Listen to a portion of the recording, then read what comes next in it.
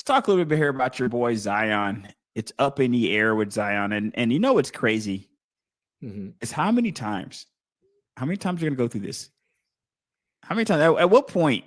It's kind of like a relationship where you're just always fighting. I mean, you get, hey, you know what, man? We just need to go ahead and rip the Band-Aid off. Better for us, better for the family. We just go ahead and go our separate ways, start trying to figure things out, right?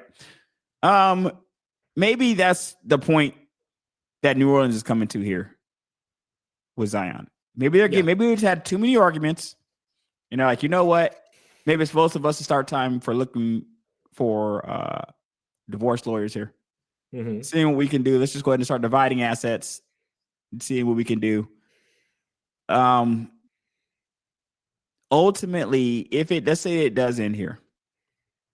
If it ends here, this will be a failure for Zion in New Orleans. If it does end here, I mean, injuries, but it wasn't the fact that Zion had injuries. It was the drama and the injuries. You know what I mean? If you're just a player, you're just a quiet, let's say you're just a Tim Duncan with injuries, right? If you're just a Tim Duncan and you got injuries, nobody says anything about that. You're great. You're injured. We'll see you when you get back, Tim. Rest up, whatever, right? But you got Zion injuries and accused of paying OnlyFans women, accused by strippers. You got all kinds of stuff going on. You got people talking about you're overeating, that you're not in great shape. They see you smoking outside of the games. It's a lot of drama that's come with Zion here in New Orleans. What's your thoughts on all that? Do you think they're really ready to move off of Zion? I mean, does it really look like it's imminent? Because, you know, you hear these talks all the time, and Zion has been in these talks a lot. Well, but your team is seems bad. to be really picking up speed. I mean, your team is really bad right now. So, I mean, your team is really bad for sure. And they just don't look good. They don't look good at all. You traded, thank you, Joe Dumars, for trading your pick to us next year, which is going to be, looks like it's going to be in that top 4 range where it's a possibility that the top 3 prospects are supposed to be like franchise players. That's what you're looking at right there. So now you got to look at, my team's not good. I traded one of my draft picks. That's not that. By the way, that pick is not protected, which I don't. Joe Doom. Yeah, thank you, Joe Dumars. By the way, but just classic. So now you got to be like, okay, well now we got to recover. Our team isn't good. We got to see what we can get for him. But at this point, what do you get for damaged goods? I mean, you player for player. I mean, you know, with the apron, right? You have with the new, the bargain agreement. It makes it harder to trade guys. I mean, so he's not a cheap player. So you got to match contracts to trade this guy. Who's your dance partner here? So, I mean, I feel like you're going to have to throw in a pick to send him somewhere. Because I mean, I'm just speaking of my team. I don't want anything to do with it, but I'm assuming that if you're sending him here, then let's just say let's just throw Trae Young's name into this. You're gonna have to throw a pick if I'm throwing Trae Young, because I mean, I understand Trae's not healthy right now, but he's played a lot more games than Zion has. He's spent a lot. He's won some. Would you do a straight up trade? They were like, "We'll give you Zion for Trae Young." Would you do absolutely that? No, I would not. I want some pick. I want a pick. No, absolutely not. I was going to say the same thing too. A lot of these problems are just trading your problems, and therein lies the biggest issue. If you're a team looking for Zion, Zion's been in the league for about 5 seasons. He's on his 6th season now, and looking to continue because he's missing games. Right, I think as we record this show. The biggest problem with trading for Zion is out of the 5 seasons, in 3 of those seasons, he played 30 games or less. Yeah. In 3 of those. So 60% of your career, 60% of these seasons, you played 30 games or less. You had 2 seasons, one where you played 70, the 23-24, and one where you played 61, the 2021 season. But besides that, it's 24 games your first, 61 your second, 29 games your third season, 70 your fourth, 30 games your 5th season, and now so far this season you played 10 games. Yeah. Points pretty decent. I mean, he seems to be a career 22, 23 per point game guy around there, and it always seems like a walk on 25 points. Like he doesn't have problems scoring the ball. No, and then he's on the floor. He looks like a 1A player. He looks like a star correct. player. He looks But like when a he's star player on the when he's floor, playing. but When he is playing, but, correct. But what's on the floor? It's very rare time. And I looked at the contract. So you're looking at about 39 million. Let's just bump it at 40 million. So you're gonna have to trade a contract for that, right? You can't like you're who are you trading for that? You know, who's taking that on, and then maybe you're doing. I just wouldn't do it. I mean, if it's us, you got Porzingis, the $30 million contract. I mean, you got that piece, but then who are you trading with that contract? I wouldn't do it personally, and it's sad because him and Ja, you thought were going to be the face, or we're going to carry the mantle for the NBA when they were coming out of college, and all the hype and all the fun and now it looks like those two guys are just going in complete opposite directions, and he'll be one too. I would not be surprised if he's traded at some point from them. It's like because Memphis is kind of looks like they're getting tired of the job business as well. What's interesting is that the Pelicans this year are 3-19, and he's played out of the 22 games. He's played less than 50%. He's played 10 of those games. But three wins is terrible. 3 wins is 3 wins, no matter how you chalk it up there. And they're the last in their division, so they're 15th. That doesn't scream. We probably need to rebuild, man. Yeah, right? Probably your best player is on the bench right now. Street clothes. It's time, man. It's probably time to rip this Band-Aid off, unfortunately. No, through the years, I'm going to look at their through the years record, because I know, let's say Pelicans record through the years.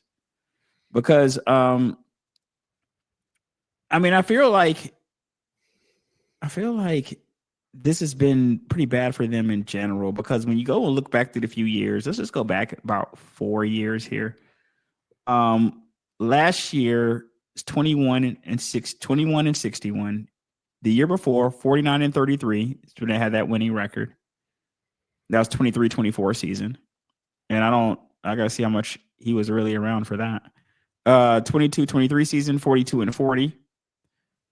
21-22 season, 36 and 46.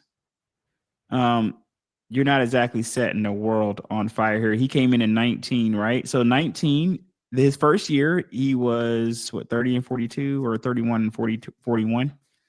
1, 2, 3, 4, 5, 6. 1, 2, 3, 4, 5, 6. Yeah, 31 games his first year. They won 36 games his second year.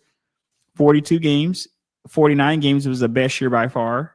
21 games. This is, how is this even worth it?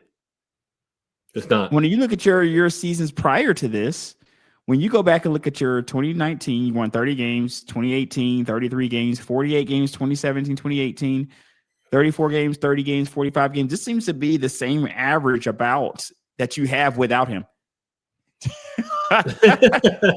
You were losing before the guy, right? You get the guy, you're losing after the guy. Yep. What's the point, Eugene? What's the point? Maybe put butts in the seats at this point, because you got at least you got that. At least you got a guy where he can get the fans in there, man. Yeah, you got to get somebody in there. Like you said, get some picks back for it. Get somebody that can get some, butts in the seat. I was just looking at the mock draft for NBA right now. They have the Hawks projected as the number 1 draft because we have the Pelicans pick right now. We're listed as the number 1 pick as a projected right now. So that should give you some idea how bad they really are right now. But goodness, it's terrible when your team sucks and you don't own your pick. We know about that as Atlanta Falcons fans, but it really is terrible when your team is terrible and you don't own your pick, man. Because you don't even have that whole maybe next year, because when my bad. When teams suck this bad, it's always a situation where you're kind of looking towards the next year. You're like, hope springs eternal, right? You start looking towards the draft. You start looking at the college game, see who's coming out, seeing who could be coming to your team next year. You start to get excited for the things to come when your current season is just a dumpster fire. Right. And we get to this point where you can't even get that. You can't even get excited about next year, man, because you don't control your destiny. Yeah. No, you can't, and that's the thing. And then you also had a really a good point guard, and then you traded him to us for DeJounte Murray. I mean, and I think DeJounte is going to play at some point this year, but bad move after bad move after bad move after bad move, right? And then you trade for that, and then we get Dyson, and we realized the value. We signed him to an extension, and now.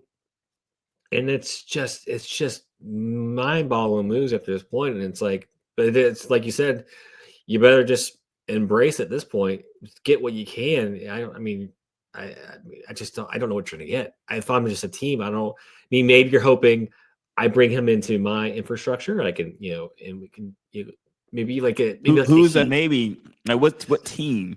I don't even know. I mean, because I just don't like. I wouldn't if I'm a GM, and unless I'm just so unhappy with everybody. I mean, I just have to look at the worst teams. I mean, this just seems like a headache, man. Right? It just seems like you're bringing in a headache if you bring this into your organization. Like, I'm not sure how you've helped your franchise bringing in Zion unless you knew that he was going to be healthy, and that's a big unknown. Like, it's a big unknown. You don't know the guy's going to be healthy, and I get it that you don't know that with any player, but he's demonstrated throughout his career that he can't be healthy. He's demonstrated the opposite.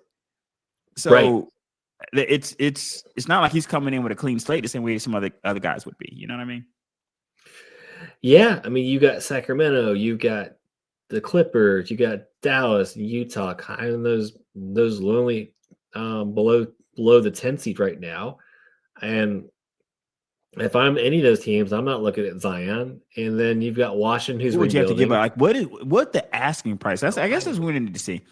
What would your asking price be, man? Because you're not getting what you. So I think a lot of times when teams draft a guy first overall, and it's time for that guy to move off his team, you can command a king's ransom when he does so. I don't see that being the situation here. If I'm a GM, I'm just gonna sit on my hands here. Why would I offer for a guy that plays about 30, 40 games a year?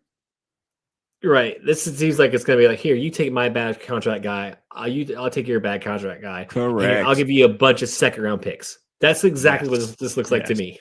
Just or maybe dumping like contracts, a bad contract switch.